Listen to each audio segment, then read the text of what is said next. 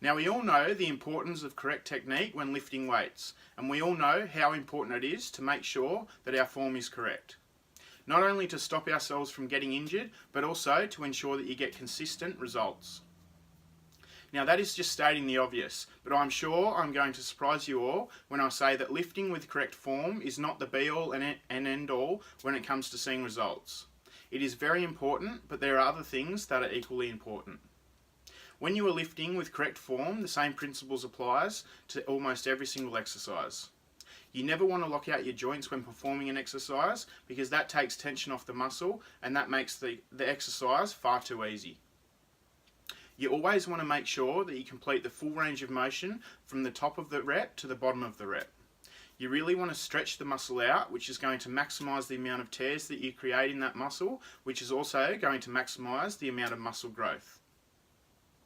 You want to always squeeze your muscles as hard as you possibly can at either the top of the rep or the bottom of the rep, depending on the exercise. Squeezing your muscles hard during a set, again, makes the exercise a lot harder and ensures that you are getting full benefit from that exercise. You never want to use momentum during an exercise because using momentum or swinging to get the weight up means even though that you actually got the weight up, your muscles didn't lift that weight. If you swing the weight up and your muscles aren't moving the weight, obviously you are getting no benefit from doing that exercise because your muscles aren't doing any of the work. Now, we all know how important it is to make sure that we are using correct form and correct weight when performing an exercise. There is no point lifting way too heavy of a weight where you have to find ways to cheat the exercise to get the weight up, or you are not failing at the right rep range based on your training goals. There is no point lifting a weight that is far too light because it is not going to actually break your muscles down. You need to choose the correct weight for you as an individual. After you have watched all my exercise demonstration videos, which I hope you have, you will start to realise that lifting with correct form is very simple to do, and all the basic principles I've just mentioned apply to basically almost every single exercise with a few slight variations from exercise to exercise. So yes, lifting with correct form is obviously very important. You should always be doing everything that you can to make sure your form is correct and you are activating the correct muscles during your workout. But as I have said to you 100 times before, the only thing that I believe that is equally important as lifting with correct technique is training intensity. I will put it to you like this. If you are doing a set of, let's say, squats, your goals are to build muscle, and you know from watching my video, rep ranges, that if building muscle is your goal, you need to be failing in the rep range of 8 to 15 reps. If you squatted for 12 reps with absolute perfect form, you lowered the weight down, pushed the weight back up through your heels, didn't lock out at the top of the rep, completed the full range of motion, and just did that absolutely perfectly for 12 reps, would that be the best way to build muscle? No, it would not. The best way for you to build muscle is to do exactly what I just said, get your form absolutely perfect, but just as importantly as correct form is you need to literally squat until you cannot do another rep without dropping the weight on top of yourself. Now, you need to combine perfect form with 100% training intensity. You need to train your muscles to full failure. You cannot pull off a set until you literally cannot perform one more rep. You would get very minimal benefit from doing 12 squats with perfect form if you are only training at 60 or 70% training intensity. You cannot go through the motions in your workouts. You need to make sure that they're intense, and you need to make sure that they're hard, and especially on your legs, you need to really break the muscles down as much as you possibly can. When I train my legs or any muscle group at all, I honestly train to the point of physical pain.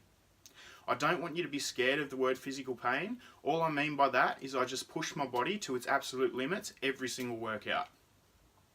It is not a bad pain, it is not a dangerous pain, but you need to literally destroy your muscles as much as you possibly can so that you want to see them grow. I promise you that that perfect form alone is not going to get you there. You need to combine perfect form with maximum training intensity to get the full benefit from that workout. In my exercise demonstrations, the form is correct, but the training intensity is not there, because in those videos I'm only teaching you how to do the exercise correctly. However, in my full workout videos with voiceovers, the reason I wanted to do them videos is so that you could learn correct technique from the exercise demonstrations, but combine with the intensity that you see in my full workout videos with voiceovers. Correct technique, different training variations, and training intensity all go hand in hand. One of my pet hates in the fitness industry, even though I can understand why people do it, is when people fully obsess over minor details of an exercise. Yes, correct form is important, but I see a lot of people explaining exercises and they say, you must tilt your hands slightly this way, or else you are not doing the exercise correctly. Then they perform the exercise with no intensity whatsoever and convince people that all the little tips and tricks that they know is going to be the difference in whether or not they see results in the gym. The reason why people use all these big words and talk about tilting your hand and turning your hand this way and you must use the grip this way to hit this part of the muscle is because they want to sound smart. By making things sound complicated to people, it makes people with little gym understanding feel they need the person's help, and that is how they get their business and that is how they operate. Now that is totally fine because what they are saying is probably correct to an extent. There is no right or wrong in bodybuilding, everyone is different. Everyone has their own methods and I respect that. If you are making progress doing something, then it works. The only way you can determine whether or not something works or something doesn't work is by measuring your progress whilst using that training method. You need to get your form correct, you need to be going through the right motions of that exercise, activating the right muscles, but if your training intensity is not there, you're wasting your time. There is no point focusing on all these tiny little complicated theories that people have that make maximum of 1% difference to what you get from that exercise.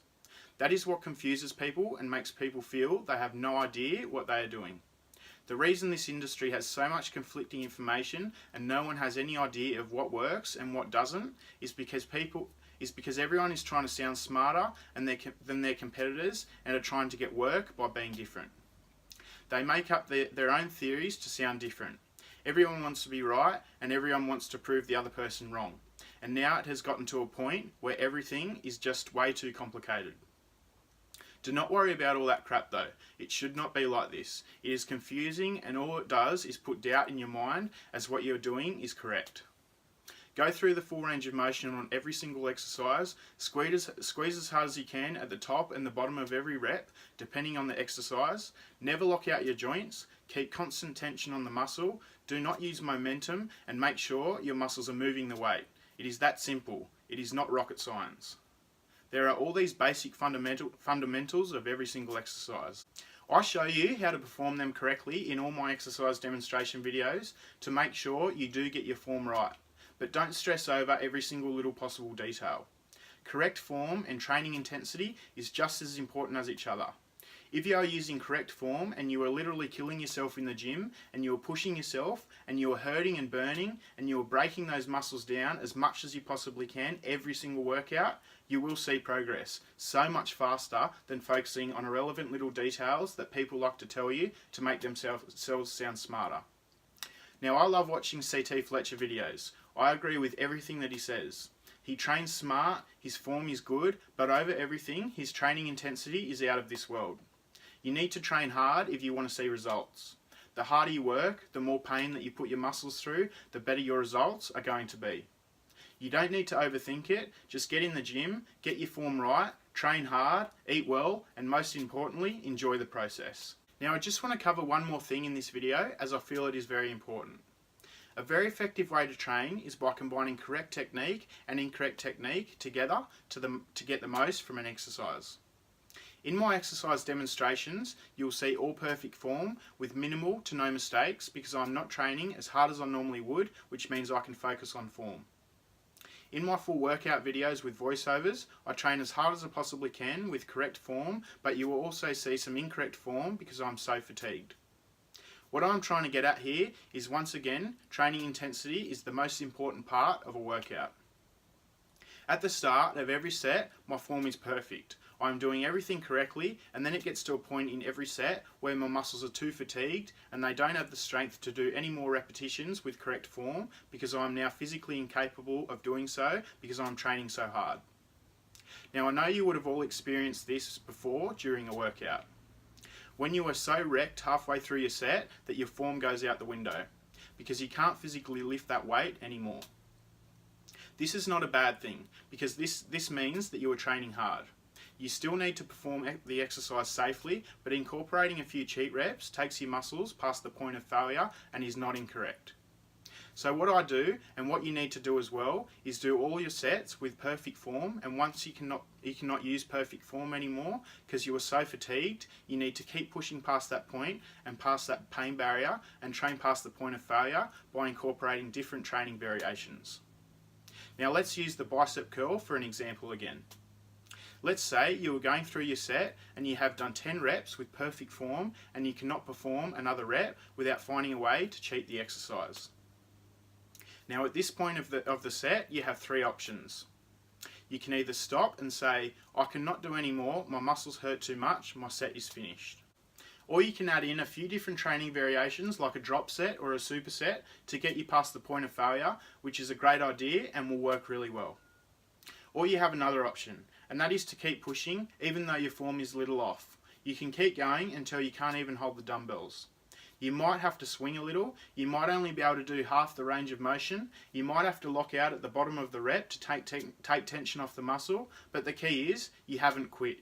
You have pushed past the point of failure, and this is the point of the set where the maximum results are achieved. Anything you do past the point of failure is going to provide huge benefits with your progress. Think of it like this. Let's say you do 10 reps of bicep curls with perfect form, and that is the end of the set. Or you can do 10 reps of bicep curls with perfect form plus another 6 reps with average form but training to full failure. Now because those 6 reps were average reps, you are only going to be getting approximately 50% of the full 100% benefit each of those reps would normally give you. So 50% of 6 reps is 3 reps.